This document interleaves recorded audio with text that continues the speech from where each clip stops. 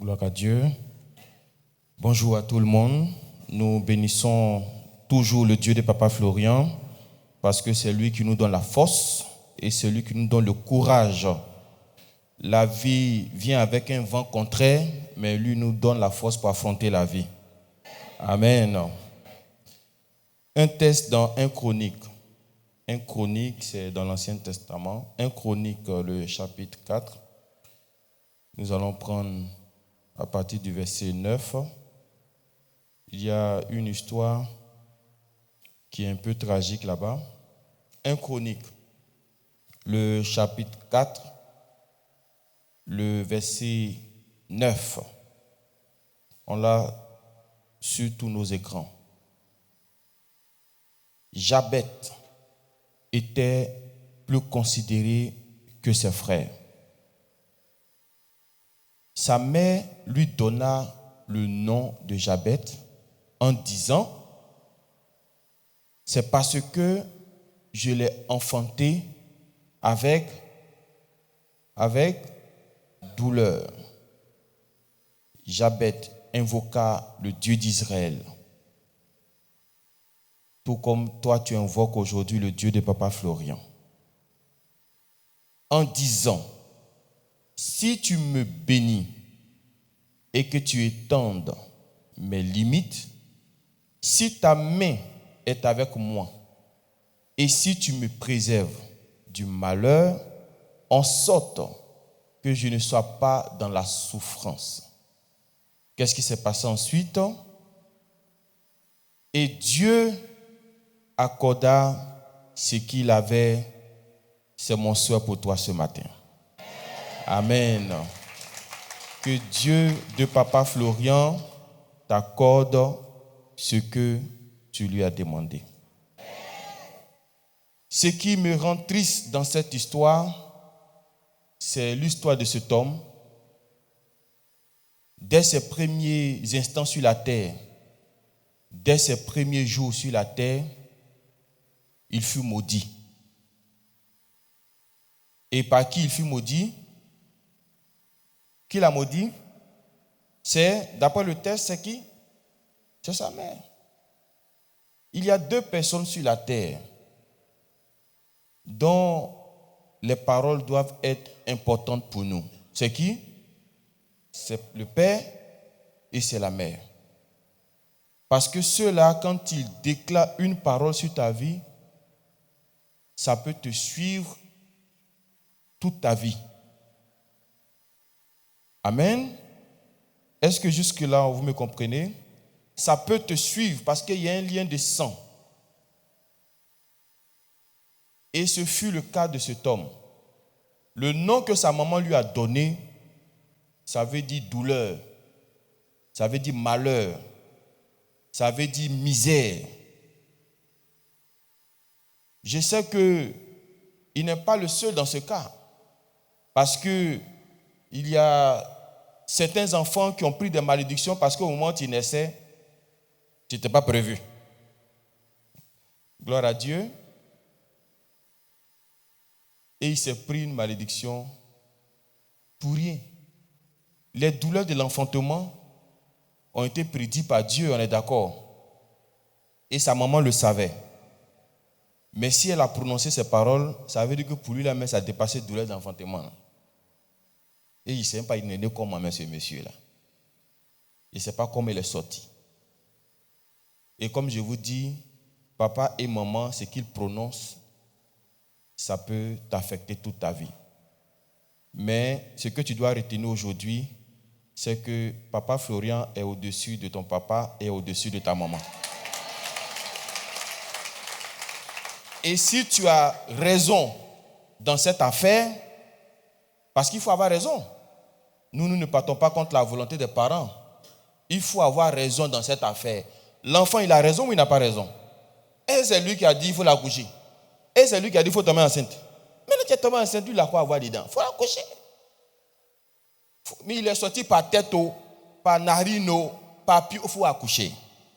On t'a ouvert le ventre, on t'a déchiré, il faut accoucher. L'enfant n'a rien à voir avec. Mais malheureusement, la parole de sa maman a eu impact sur sa vie. D'où la prière qu'il a adressée à Dieu. Parce que la parole de ses parents, effectivement, a changé le cours de son histoire, a changé sa destinée. Mais il a cru à un Dieu véritable, qui est le Dieu d'Israël, qui est le Dieu de Papa Florian. Et il sait que ce Dieu-là peut changer le cours de son histoire. Amen. Je suis venu t'annoncer ce matin qu'il y a un Dieu dans cette salle. Si l'histoire de la vie a dit que tu devais être misérable, tu devais être malheureux, il peut changer ton histoire. Et puis donner un autre sens à ta vie. Mon problème avec toi, c'est que tu ne fais pas suffisamment confiance aux éléments. C'est tout mon problème avec toi. Tu ne fais pas suffisamment confiance aux éléments. Tu viens d'entendre tout à l'heure une dame dire que sa fille doit accoucher. Mais c'est la serviette qui a facilité l'accouchement. Dans les témoignages, tu as même entendu une dame dire que la bouteille vide du sang de Jésus que nous utilisons ici a donné miracle à son enfant et à son petit enfant. Il y a d'autres témoignages mais que tu vas entendre encore bientôt. Donc pour toi, là, qu'est-ce que Dieu ne peut pas faire? Tout ce qui te reste à faire, il faut faire suffisamment confiance à la puissance de Dieu qui est dans ces éléments. Si tu ne fais pas confiance, tu vas rester derrière et les autres seront devant. Tu es dans des petits calculs, tu vas rester derrière. Tu es dans les pourquoi, tu vas rester derrière. Ceux qui témoignent là, ce n'est pas une serviette différente qu'ils ont reçue. C'est la même que tu as. Ceux qui témoignent, ce n'est pas un sang de Jésus différent qu'ils ont reçu. C'est le même sang de Jésus que tu as. Mais toi, tu ne vois pas comment Dieu est capable d'opérer pour toi au travers. C'est ton petit souci qui est là. Il faut que tu élèves un peu ton niveau d'esprit. Il faut que tu élèves un peu ta foi. Il faut que tu élèves un peu ton niveau de compréhension de ce que nous faisons ici. Si tu n'élèves pas ton niveau de compréhension, et puis tu vas dire, mais salive là, ça peut nous apporter quoi? La boue là, ça peut nous apporter quoi? Mais c'est toi qui es resté derrière. L'aveugle, Jésus a fini de prier pour lui. Et puis il lui a dit, va te présenter au sacrificateur. Laisse-moi te dire qu'au moment où Jésus lui disait, va te présenter au sacrificateur là, il n'était pas encore guéri. Il n'était pas guéri. C'est quand il était en chemin qu'il a retrouvé sa guérison. Mais il pouvait dire à Jésus, je vais retrouver le chemin comment? On passe par où? On marche comment? C'est quelle direction? Il n'a pas dit ça. Il dit, le monsieur qui m'a dit d'aller me présenter au sacrificateur, là, il est 1000 fois intelligent que moi. Il sait que je ne vois pas, puis il dit d'aller, non? Il sait pourquoi il dit d'aller, donc je m'en vais. Je m'en vais. Il ne discute pas. Il ne dit pas pourquoi lait, pourquoi huile, pourquoi serviette, pourquoi. Il ne dit pas ça. Il dit, moi, il m'a dit, va te présenter, je vais me présenter. C'est en cours de chemin qu'il a retrouvé sa guérison. Mais peut-être c'était une autre personne dans cette salle. Il dit, ah, mais je ne vois pas, il a marché comment? Je vais partir comment? C'est ça la foi. La foi, ce n'est pas de voir d'abord avant de croire. C'est de croire d'abord avant d'avoir vu. Tu crois d'abord et puis la chose vient te trouver. N'attends pas que les circonstances disent que ça va se passer pour croire. Au moment où on disait à Abraham, tu vas avoir un enfant là, il n'y a rien qui prouve qu'il va avoir un enfant. Il n'y a rien. Il est vieux, sa femme est vieille, il n'y a rien qui prouve. Mais c'est comme ça que Dieu travaille. C'est-à-dire, parce que, pourquoi il fait ça? Parce qu'il veut que tu comptes sur lui seul.